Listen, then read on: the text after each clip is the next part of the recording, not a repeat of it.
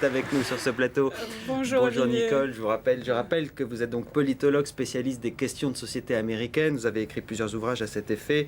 Les Noirs américains aux éditions Panama, des champs de coton à la Maison Blanche et puis le petit livre des élections américaines, toujours chez Panama, entre autres. On va entendre vos analyses et vos commentaires. On a aussi avec nous en direct de l'Université du Mississippi où vient d'avoir lieu ce débat Alain de Chalvron, notre correspondant aux États-Unis. Bonjour Alain. Bonsoir. Alors ma première question oui, bonjour pour nous, bonsoir pour vous. Ma première question va aller vers vous. Le débat s'est achevé il y a très peu de temps maintenant. Est-ce qu'il y a déjà des premières réactions? Est-ce qu'on commence déjà à dire qu'un tel ou un tel a été meilleur, voire a gagné? Écoutez, si vous demandez à des partisans d'Obama, ils vous diront que c'est Obama qui a été le meilleur, qui a gagné. Si vous allez voir des partisans de John McCain, ils vous diront que c'est John McCain qui a gagné. Et ça, c'est un peu la règle du jeu. Pour ce qui est des commentateurs, il n'y a pas vraiment de victoire tranchée. Pour les uns, c'est l'un, pour les autres, c'est l'autre. Mais il n'y a pas, disons, de chaos. Alors, il y a tout de même un élément objectif que je vous livre, c'est qu'il y a un sondage express qui a été effectué par une chaîne de télévision et qui donne un net avantage à Barack Obama. 40% de ses électeurs indécis, c'est les électeurs qu'il faut gagner naturellement. 40% de ses électeurs pensent que c'est Obama qui a gagné, 22% seulement pensent que c'est McCain et 38% que c'est un match nul. Avantage à Obama selon ce sondage. Nicole, vous partagez cette opinion? Vous avez regardé le débat? Je pense que Obama a été meilleur sur l'économie et McCain sur la politique étrangère, ce qui était classique. Mais ce qui me frappe quand je vois Alain de Chalvron là, qui est debout dans ce lieu qui est l'Université du Mississippi, c'est un lieu symbolique. Voilà, c'est quand même un lieu incroyable. C'est-à-dire qu'en 61, c'est-à-dire l'année où Barack Obama est né, l'Université du Mississippi qu'on appelle Ole Miss, c'est-à-dire la vieille demoiselle, c'était le lieu le plus ségrégué du Sud. Et quand un seul étudiant noir a voulu s'y inscrire, ça a été vraiment la guerre, la vraie guerre avec les troupes fédérales, les parachutistes, les Marines qui étaient là. Et pendant toute l'année, un seul homme noir a été escorté par les troupes pour pouvoir assister aux cours. Et il ne dormait même pas dans le Mississippi. Tous les soirs, on le raccompagnait de l'autre côté de la frontière, si j'ose dire, de l'État, dans le Kentucky. Donc, au-delà du débat de ce soir, il y a vraiment eu quand même une évolution énorme dans ce pays pour que ce débat ait lieu. Oui, beaucoup de symboles, même si les images étaient relativement pauvres, entre guillemets, c'est un débat assez classique, mais on a remarqué quand même sur le revers de la veste d'Obama un petit drapeau américain. C'est pas un hasard, j'imagine. Non, c'est pas un hasard, puisqu'au début de la campagne, il ne le portait pas, ce petit drapeau qu'on a beaucoup vu sur les revers de veste depuis le 11 septembre.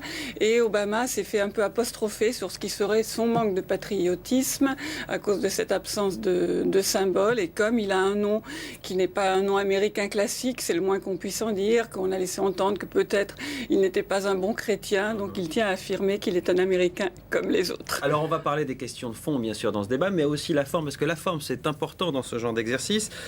Tous les deux avaient ce qu'on appelle là-bas la power tie, la cravate du pouvoir rouge. C'est presque devenu un exercice obligatoire quand on veut endosser la vie présidentielle. Ni vous ni moi, aujourd'hui, nous sommes dans le pouvoir. Non, absolument. C'est bien comme ça, d'ailleurs. Et puis alors, on a remarqué aussi que Obama souvent regardait John McCain.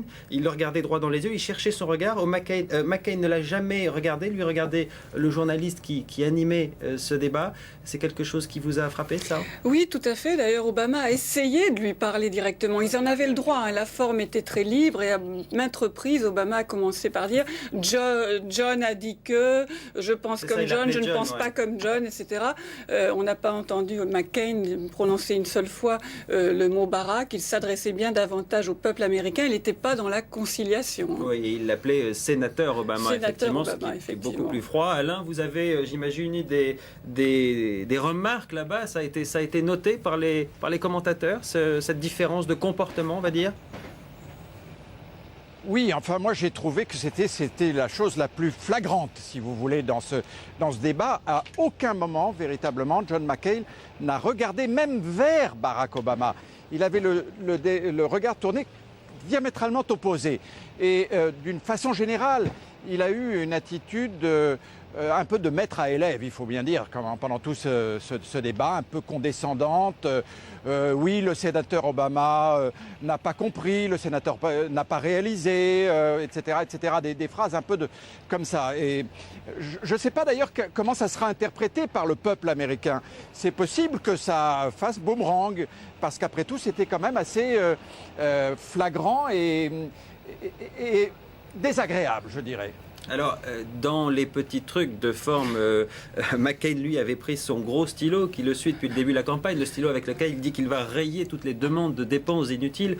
J'en arrive au fond. Grosso modo, McCain a dit « vous êtes l'homme de la dépense » et Obama lui a dit « vous êtes l'homme du passif des 8 années de George Bush » et on voit où ça nous a mené aujourd'hui. Ça a été un petit peu ça, les deux lignes. Oui, c'est assez bien résumé. Hein. Sur l'économie, en gros, McCain est un républicain classique. Il l'affiche en disant que lui veut réduire le gouvernement, réduire les dépenses publiques. Il dit à Obama, vous êtes un démocrate de gauche, d'ultra-gauche même, ultra-libéral, comme on dit aux États-Unis, ce qui est le sens inversé par rapport à la France. Vous voulez dépenser tout notre argent, et alors que moi, McCain, je veux serrer les verrous, la corruption, contrôler.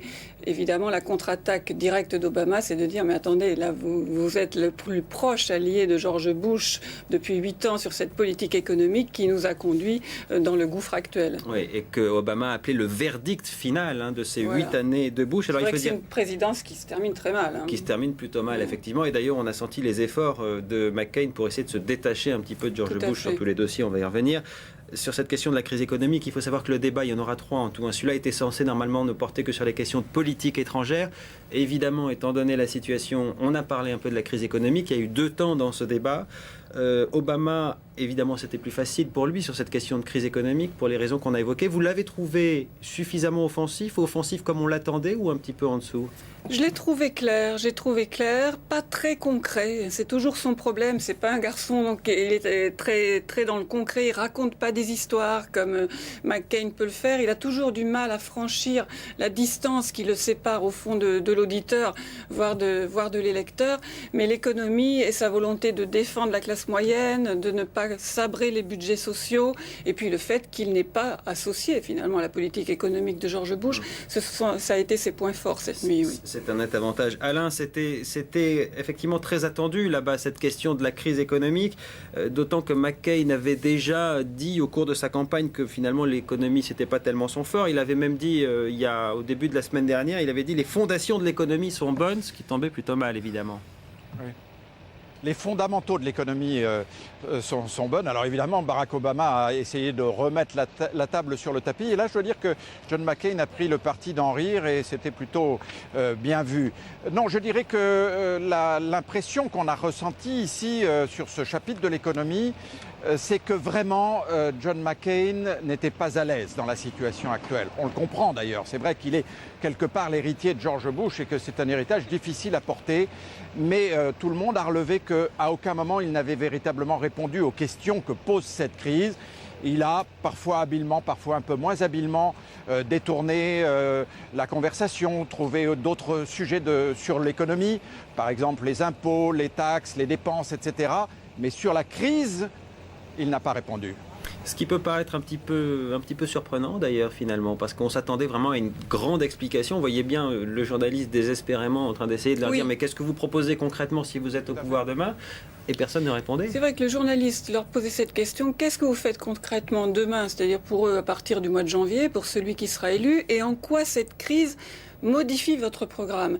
Et aucun des deux n'a accepté, voulu ou su, j'en sais rien, dire voilà ce que je ne pourrais pas faire au fond. Parce que chacun fait de grandes propositions dont tous les experts disent que des deux côtés ça va coûter très très cher s'ils conduisent effectivement leur politique. Or l'argent va manquer.